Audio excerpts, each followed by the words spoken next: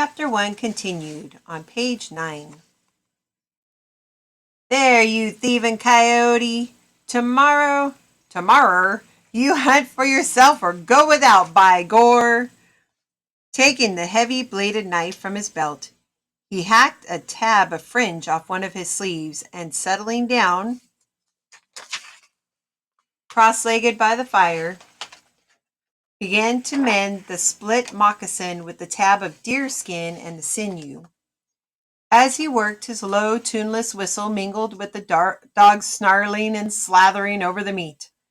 Lonesome, thought Jim. Wishing Tom get back. What'll it be like when he's gone south? Here I'll be with only Moshe and Buckskin and that cussed mule, and never nobody to talk to. Didn't used to get lonesome. What ails me? It's 'cause the beaver's all gone. That's what's done it. Makes a body feel like the ground's caving in all around, like everything's sliding away, and there ain't no solid place to step no more. I best go home to Absaroka and get busy fighting Sioux. He jabbed the owl through the tab and through the moccasin until he had a row of holes, then began to thread the split sinew through them, binding the patch in place. The smell of meat cooking and the sight of his fingers handling the sinew made him think of Red Deer, his crow mother, whose seamed and cheerful face was the first thing he'd seen when he woke up in the new world of the teepee that morning.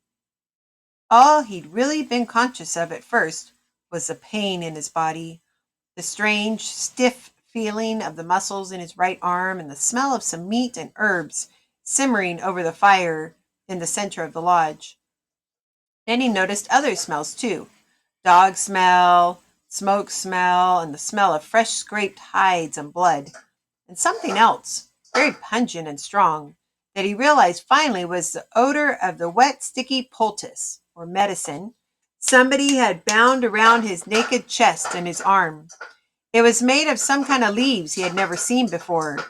He looked again at the old woman in the vivid skirt, crouching there by the fire, and her face crinkled suddenly into 1,000 seams as she smiled at him and nodded, her black eyes bright as a sparrow's. She was working at something in her lap. In a moment she finished and held it up, a necklace of blue beads and long, curved, yellow-white claws strung upon sinew. He gazed at it, uncomprehending, as she rose and came toward him.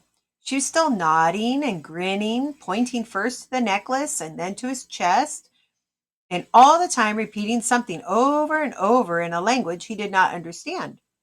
Gradually, it dawned on him. Those cruel ivory curves dangling among the beads were the claws of the grizzly, the same claws that had ripped open his flesh and all but taken his life. Revulsion swept through him, and he jerked away from the woman, pressing his cheek into the rough hair of the buffalo hide under his head.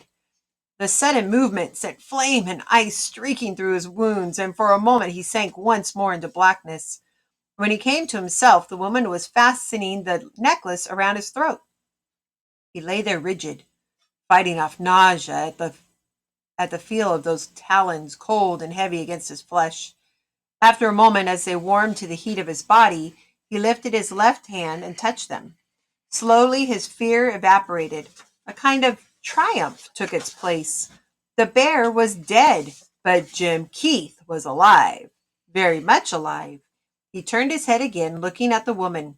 She was watching him closely, and her brown, crooked finger pointed across the teepee to a fresh hide stretched over a frame. The fur was rough and black in color, each hair tipped with silver, so was all that remained of his enemy. The brute had come to a sorry end for all his might, all because of 11-year-old Jim Keith, who had killed him with one shot through his red and wicked eye. He looked back at the woman and suddenly laughed out loud, gripping the necklace and feeling a fierce joy spurt through him. He was glad the bear had died, glad he had killed him, gloatingly proud of the splayed hide and the talons dangling from his neck, and his own valor or bravery. That joy was his first step toward savagery. He took many more. In the months and years that followed, during the tranquil, shadowy weeks of his convalescence, or the time he was getting better, the lodge became home to him.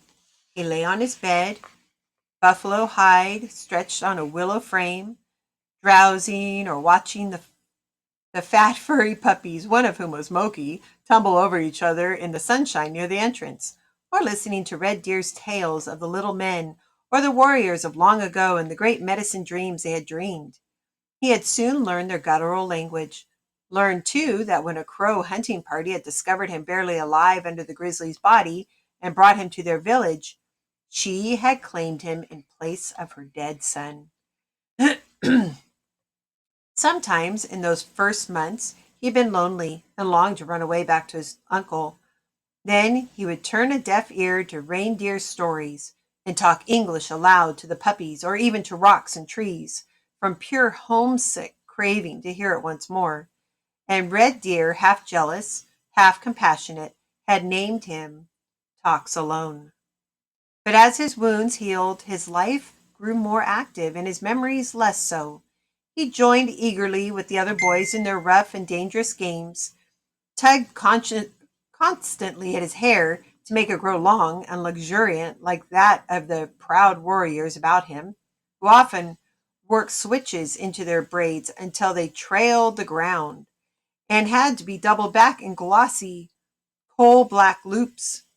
Scalp Necklace, the graven-faced old chief who was husband to Red Deer, had also accepted him as his son and saw to it that he learned all a chief's son should know: how to pull a bow, how to bear pain or joy if necessary without the quiver of an eyelash, how to steal a horse from under an enemy's nose and ride him as fast as a feather rides the wind, how to hunt, how to stalk, how to drum his heels in dances, how to keep his scalp.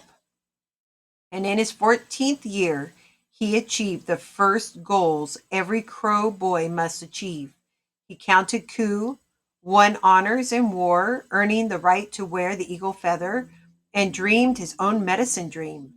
After that, no memories ever plagued him. He talked only Crow and thought only Crow and was only Crow. Then one day in his 16th spring, nearly 6 years after the bear's attack, a group of warriors rode back into the village, telling of a party of Long Knives, white trappers, they had found camping without gifts or palaver or permission in Absaroka country. 3 Crow braves had gone under in the hostilities that had followed, but here were 2 of the Long Knives' horses, their rifles, and their scalps. Something happened inside the boy as he watched one of the warriors, curveting proudly on his beautiful cream-colored mare, waving his coup stick from which a blonde scalp dangled. It was no longer Absaraki Talks Alone, but white-born Jim Keith who stood there, shaking with sudden anger. His own mother's hair had been that color, and her face, lost to memory for years, now filled his mind. After that, all was changed. It was not enough to win coup and paint himself and be a crow.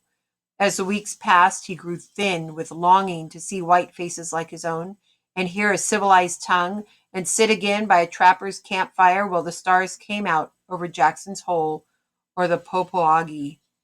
He thought again, he thought about it until he could think no longer and had to act. One night, he crept alone out of the lodge that had been his home for 6 long years. He took only a few treasures, his weapons, and Moki, and ignoring his own horses, counted coup one last time by cutting the beautiful mare Buckskin from the very lodge of the warrior who had flaunted the blonde scalp. She had carried him southward over the plains and the wild hills back to Tao and the world of the white trapper, a world which now, 2 years later, he knew was crumbling under his feet. Jim jerked a sinew through the moccasin. As he did so, he saw Moki's ears go up briefly, then down again. At once, his every sense snapped alert. He began to grin. Though his fingers never stopped their calm work on the moccasin, with one elbow he loosened the sheath knife at his belt, and his muscles gathered. The tiny rustling of a leaf gave the signal. One lash of his supple body brought him to his feet. His wrist flicked, and the firelight flinted on the flying steel blade as he melted into the bushes. Tom Rivers' familiar laugh rang out from the clump of cottonwoods by the stream's edge. He emerged, his shoulders shaking, and yanked Jim's knife from the tree trunk, 1 inch above where Tom's head had been a second before. It was a tie again, you knife-throwing coyote. I ducked before it hit. He walked toward the fire as Jim, still grinning, went back to his scattered sinews. By golly, I'll sneak up on you someday yet, Tom was going on, tossing Jim his knife. Done pretty well this time. Got to within 30 feet of you before you heard me. Why, I sat around 5 minutes waiting for you to come in range. You're getting old, Tom. Say, listen, Hoss. I was strolling in and out of double-guarded Blackfoot camps before you cut your teeth. I'll get old when I get ready, and not afore, you hear? What's in the pot? He leaned over to sniff the steam, grunted appreciatively, then settled to the business of drying his soaked legs. He was a tall man, gray at the temples, slow smiling and easy, but dangerous as a rattlesnake, as plenty of Blackfeet and Sioux had found out, and as quick-moving as any man needed to be, even aimed to kill. That knife would never have hit him. Jim liked him better than any white man he knew. You could trap and ride and hunt alongside Tom Rivers and never say a word from sun up to dark if you didn't want to, and still you never felt alone. The fact that Tom was in his 50s and Jim barely 19 had mattered to neither of them these months they traveled together, though the amiable bickering about it was a nightly ritual.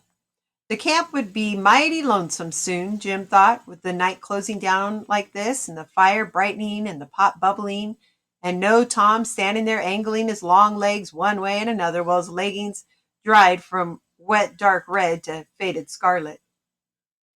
As if he had read Jim's mind, Tom said, Reckon I'll be heading south tomorrow.